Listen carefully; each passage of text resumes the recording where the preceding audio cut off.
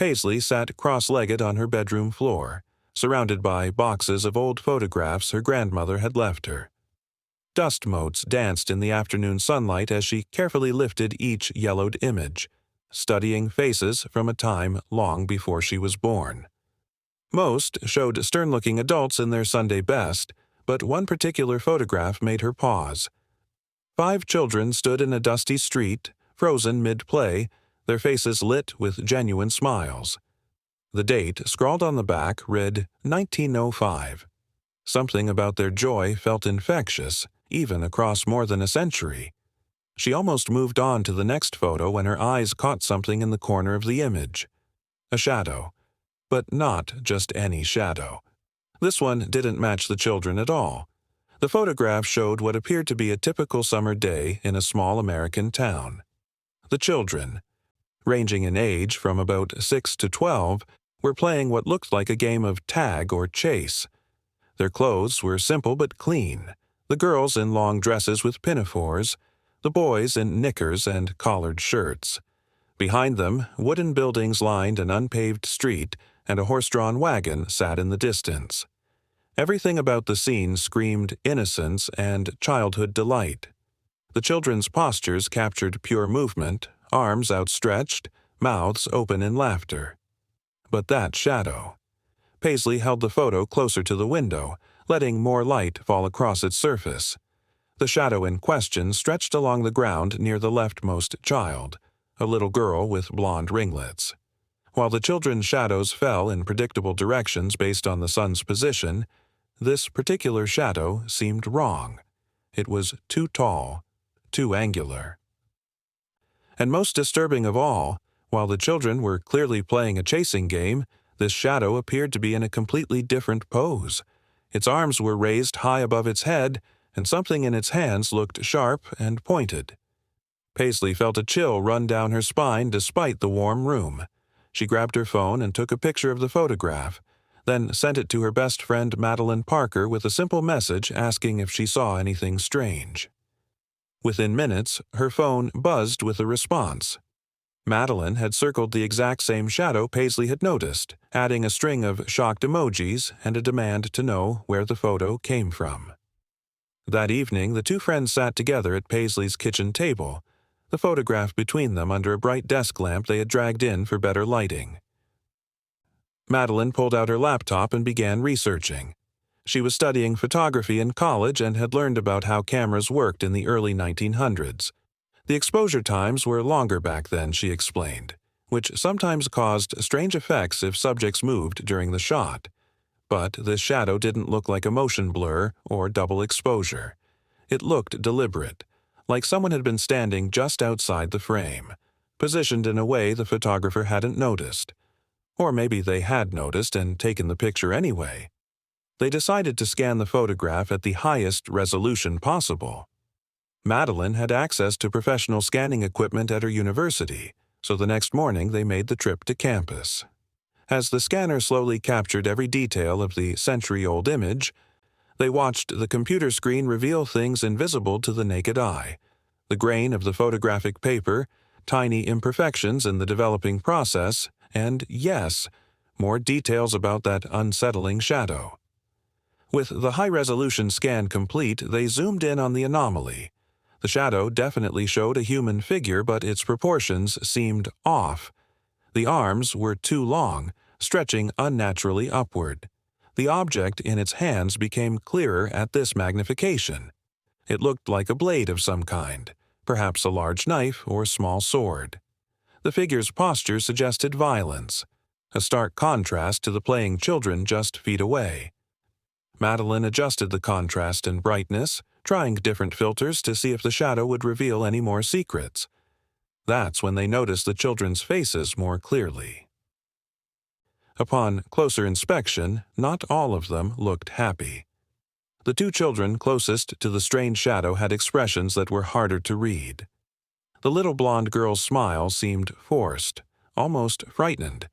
The boy next to her had his head turned slightly as if looking at something beyond the camera's view. His eyes, barely visible in the old photograph, held what might have been fear. The other 3 children, farther from the shadow, showed genuine joy and seemed unaware of anything wrong. Paisley suggested they try to identify who these children were and what happened to them. The back of the photograph had no names, only the year and a partial address that was too smudged to read completely. But Madeline had an idea. She posted the photograph on a genealogy forum, asking if anyone recognized the location or the children. She carefully cropped out the disturbing shadow before posting, not wanting to bias anyone's response with the creepy detail. Within days, they had their first lead. An elderly man named Colton Miles, who described himself as a local historian specializing in early 20th century small-town America, recognized the buildings in the background. He identified the location as Millbrook, a town in rural Pennsylvania that had largely been abandoned by the 1950s. He offered to search through old town records and newspapers to see if he could find anything about the children or any events from that summer of 1905. 2 weeks passed before Colton sent them a packet of information. He had found several newspaper articles from the Millbrook Gazette, all from July and August of 1905. The first article was dated July 15th and described a series of disturbing incidents involving local children. Several kids had reported seeing a tall, thin man lurking near the schoolyard and around the edges of town. The man never spoke and always seemed to disappear when adults approached. Parents were warned to keep their children close and to report any sightings to the sheriff. The next article, from July 29th, was darker. A 10-year-old girl named Sarah Whitmore had gone missing while playing with friends near the center of town. The article described a frantic search involving most of the town's residents. Sarah had been there one moment, her friends said, and then she had simply vanished. They had been playing a chasing game in the street. The other children claimed they heard Sarah scream, but when they turned around, she was gone. No trace of her was ever found, according to the article. Paisley felt her stomach drop as she read, "A chasing game in the street." The same game the children in the photograph appeared to be playing. She quickly looked at the photo again, studying each young face. Could one of these children be Sarah Whitmore? Could this photograph have been taken just before or even during her disappearance? The date on the back said only 1905, with no specific month or day. Colton's research continued with an article from August 12th. Another child had vanished. This time, it was a 7-year-old boy named Thomas Fletcher. He had been walking home from a neighbor's house at dusk when he disappeared. His parents found his cap in the road, but nothing else. The article noted that the sheriff had organized armed patrols and that many families were considering sending their children to stay with relatives in other towns until the mystery was solved. The final document Colton sent was the most chilling. It was a letter written by a woman named Margaret Ashford to her sister in Philadelphia. The letter was dated September 3, 1905, and had been preserved in a historical society's collection. Margaret wrote about the terror that had gripped Millbrook that summer. She described how 3 children had disappeared in total, always while playing or walking alone. The town, she wrote, felt cursed. But then she mentioned something that made Paisley's blood run cold. Margaret wrote that her son had been playing in the street with friends the day before little Sarah Whitmore disappeared. A traveling photographer had come through town and offered to take pictures of the children at play for a small fee. Margaret had paid for one photograph, which she treasured because it captured her son's joy. But she mentioned that when she looked at the picture closely, there was something wrong with it. A shadow that shouldn't have been there. A shadow that looked like the tall, thin man the children had been reporting. She wrote that she had shown the photograph to the sheriff, but he had dismissed her concerns, saying it was just a trick of the light. Paisley and Madeline stared at each other across the table. This had to be the same photograph. The description matched perfectly. But how had it ended up in Paisley's grandmother's collection? And more importantly, what had happened to those children? They reached out to Colton again, asking if he could find out what happened after September 1905. His response came quickly this time. The disappearances had stopped as suddenly as they started. By October, no new children had vanished, and the town slowly returned to normal, though many families had already moved away. The tall, thin man was never seen again. The 3 missing children were never found. The case went cold and was eventually forgotten by everyone except the families who had lost their little ones. But Colton had found one more piece of information.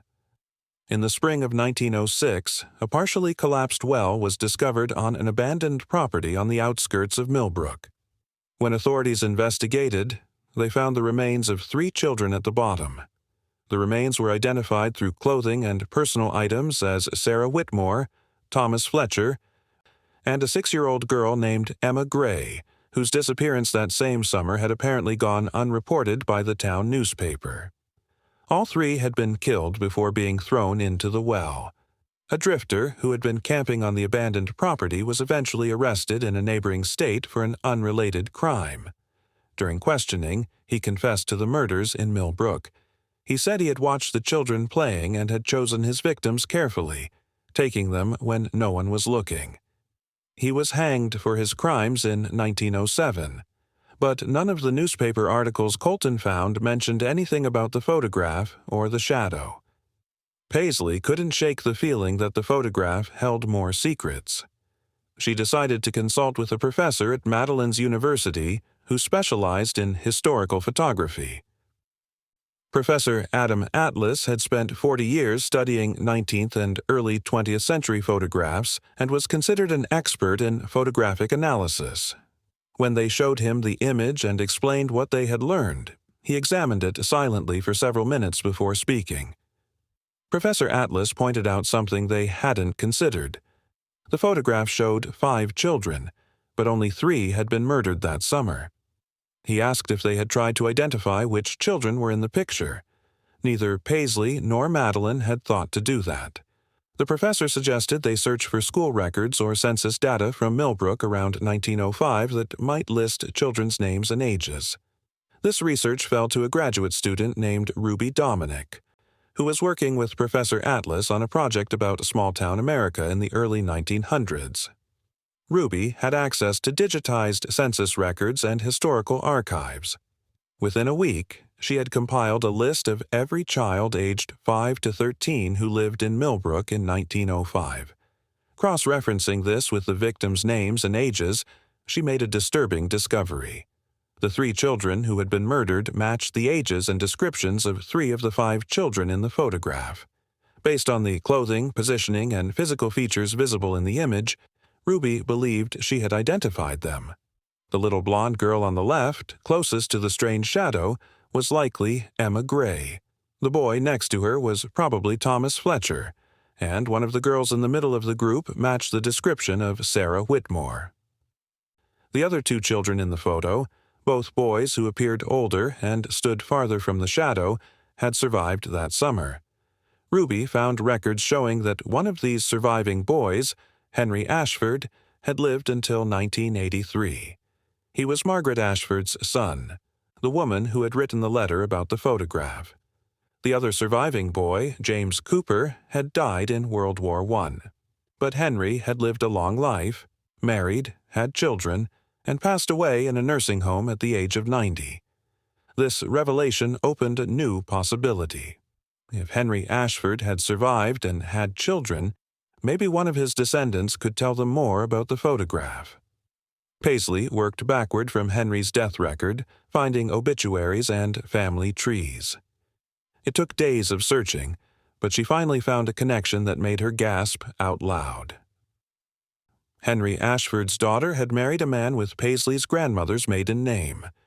More digging confirmed it. Paisley's grandmother was Henry Ashford's granddaughter. The photograph had stayed in the family all these years, passed down through generations. But why had no one ever mentioned it? Why had no one told the story of that terrible summer? Paisley called her mother, asking if she knew anything about the Ashford family or Millbrook. Her mother was surprised by the question, but admitted she knew very little. Her grandmother, Paisley's great-grandmother, had refused to talk about her childhood or her father's past. She had always changed the subject if anyone asked about the old days. She had died when Paisley's mother was young, taking her secrets with her. Determined to learn more, Paisley tracked down the nursing home where Henry Ashford had died. She called and asked if they kept any records of residents from the 1980s. After being transferred several times, she spoke with an administrator who remembered seeing old storage boxes in the basement. These boxes contained personal effects that had never been claimed by families. With permission, Paisley and Madeline drove 4 hours to the nursing home. In a dusty basement room, they found 3 boxes labeled with Henry Ashford's name. Inside were books, letters, a few photographs, and a journal. The journal's leather cover was cracked with age and many pages were brittle, but the handwriting inside was still legible.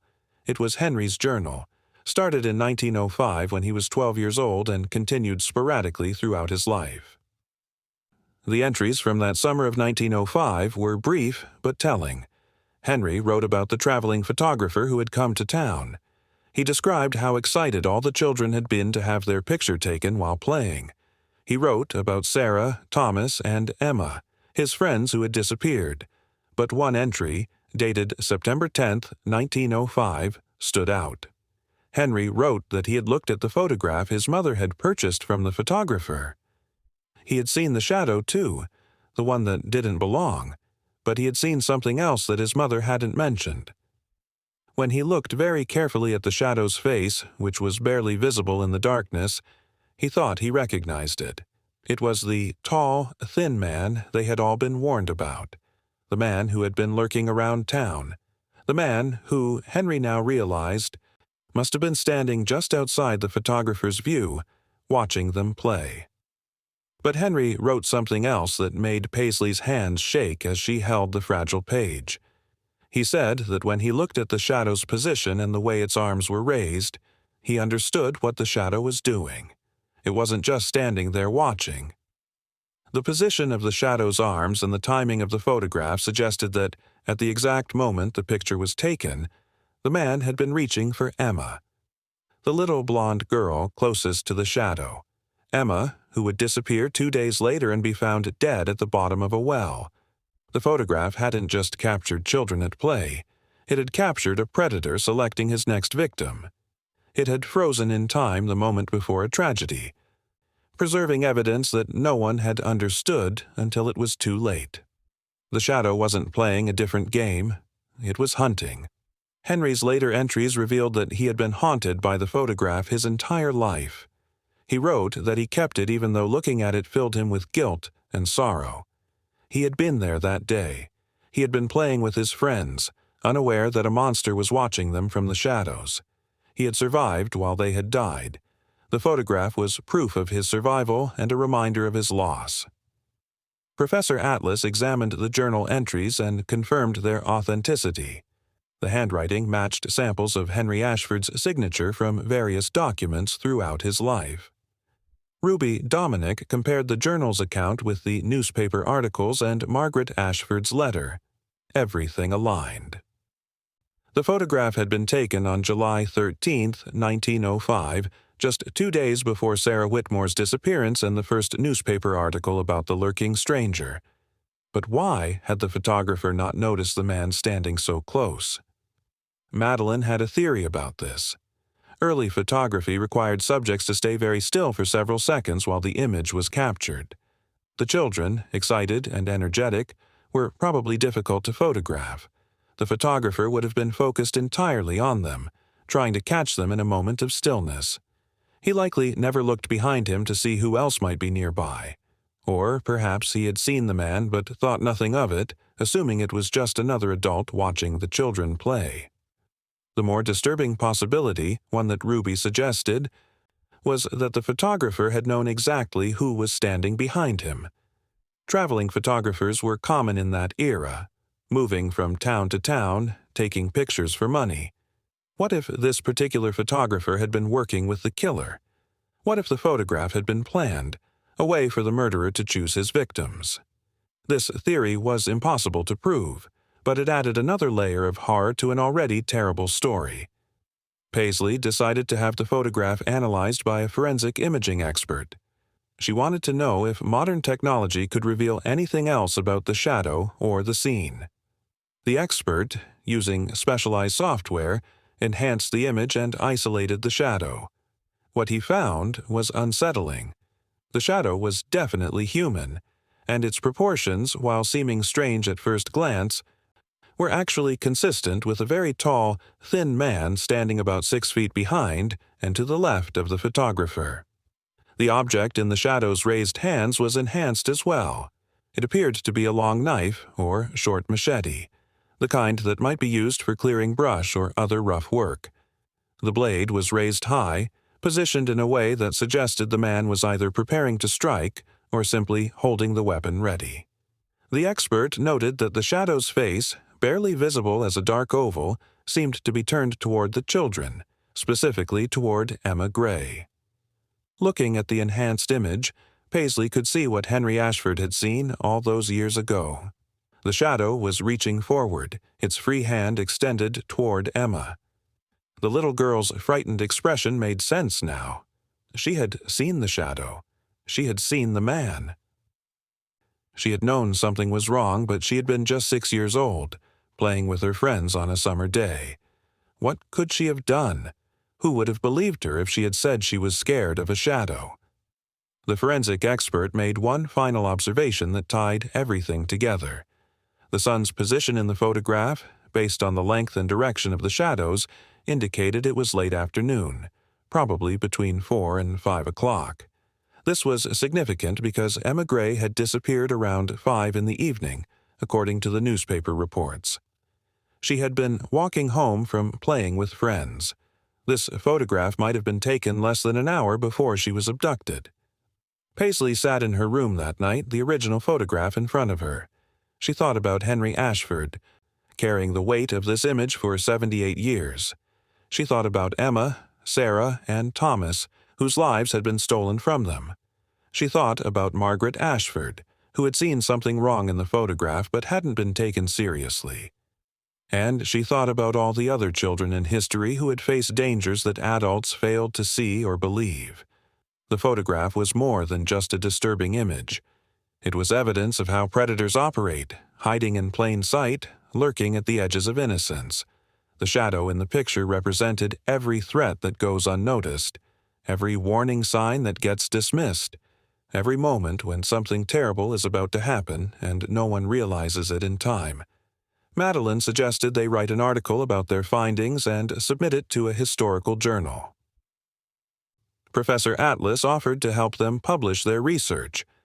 Ruby Dominic wanted to include the story in her thesis about childhood in early 20th century America.